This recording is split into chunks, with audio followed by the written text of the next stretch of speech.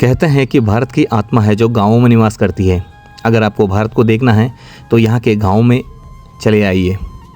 तो दोस्तों, आज हम ऐसे ही एक प्यारे से खूबसूरत गांव शिवपुरी के आपको दर्शन करवाने वाले हैं।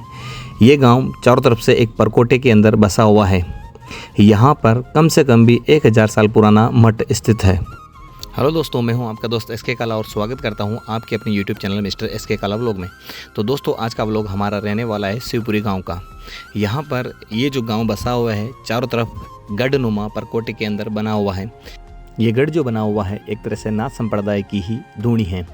यहाँ पर नीम रावल जो बाबा थे उन्हीं को समर्पित ये दिव्य स्थान है और यहाँ पर आज भी इनकी जागृत अवस्था में धूणी जागृत है। जैसे ही हम इस गांव के मेन गेट में प्रवेश करते हैं तो हमें रास्ते के दोनों तरफ प्राचीन घर बनाए दिखाई देते हैं।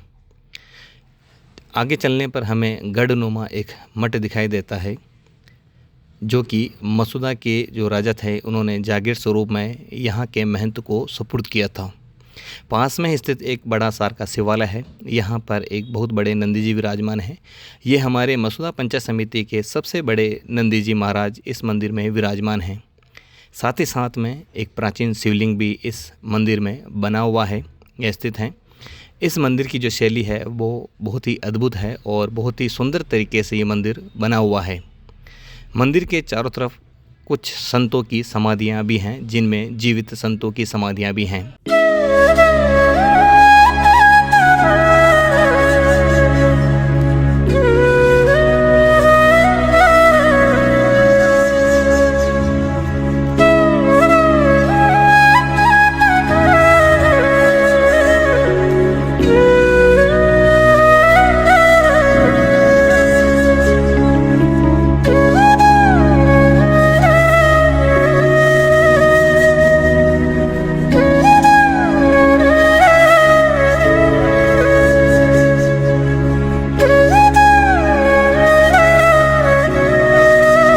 मठ में प्रवेश करने के लिए एक बड़ा द्वार बना हुआ है जिस पर बड़ा गेट लगा हुआ है।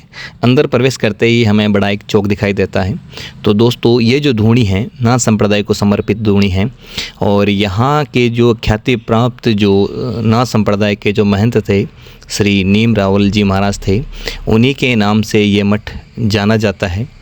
ऐसा कहा जाता है उनके बारे में कि जैसे हम आगे चलेंगे अभी तो एक बड़ी नीम का पेड़ है।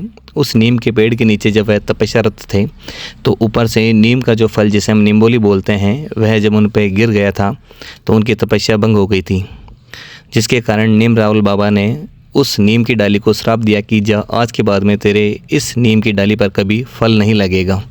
तो कहते हैं कि उस समय से लगाकर अभी तक उस नीम की एक डाली पर आज तक कभी नीम के न फूल आए और ना ही कभी निम्बोलियाँ लगी है। जैसे ही हम इस मठ या गढ़ के आगे वाले चौक में प्रवेश करते हैं तो ये मुख्य चौक आता है इस गढ़ का। इस चौक के अंदर एक नीम है और साथ ही यहाँ पर पास में एक पवित्र कुआं बना हुआ है और एक धूणी है जिसके हम आगे दर्शन करेंगे। सेकंड मंजिल के ऊपर जो स्थान है वहाँ पर नीम रावल जी बाबा की जीवित समाधि है।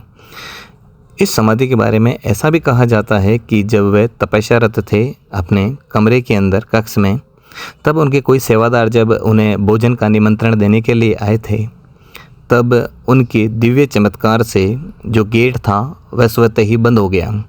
यानी कि जो गेट इस प्रकार से बंद हुआ था कि जो बाहर वाला जो हिस्सा था वह अंदर की तरफ और जो अंदर का जो हिस्सा था वह बाहर की तरफ बंद हो गया था और तब से लगाकर आज तक वह गेट बंद है। और ऐसा भी कहा जाता है यहाँ के निवासियों के द्वारा कि आज भी बाबा नीम रावल जो हैं आज भी तपस्यारत है और यहाँ की ये जो धूणी है वह भी बहुत पवित्र धूणी है। तो यहाँ पर लोग जो है बहुत दूर दूर से इन नीम रावल बाबा की समाधि के दर्शन करने के लिए और इस मठ की जो जागृत धूणी है उसके दर्शन करने के लिए आते हैं। तो सामने जो आपको ये मूर्ति दिखाई दे रही है ये बाबा नीम रावल जी की है और ये जो मठ है इन्हीं को समर्पित है। आप जो इन मूर्ति के पीछे जो गेट देख रहे हैं वह भी इनके चमत्कार से ही बंद हो गया है। अब हम इनकी पवित्र जागृत धूनी के दर्शन करेंगे जो इसी मठ में स्थित है या गढ़ में स्थित है। और ये जो धूनी है ये आप जो देख रहे हैं यही पवित्र धूनी है जो कि हमेशा जागृत अवस्था में ही आपको यहाँ पर मिलेगी। तो यहाँ पर अनेक संत निवास करते हैं और जब भी आप यहाँ आएँ तो उनके मुख से दिव्य वाणी जरूर सुनें। तो दोस्तों इस गढ़ या मठ के अंदर कई कमरे बने हुए हैं। ये जो मठ बना हुआ है एक तरह से गढ़ की तरह ही बना हुआ है। यहाँ पर कई दिव्य संतों की समाधियाँ भी हैं और साथ ही साथ में उनके चित्र या फोटो भी लगी हुई है। जो संत यहाँ पर निवास करते थे उनके बारे में भी यहाँ पर लिखा हुआ है। तो दोस्तों मैं आशा करता हूँ कि आपको ये व्लॉग ज़रूर पसंद आया हुआ होगा।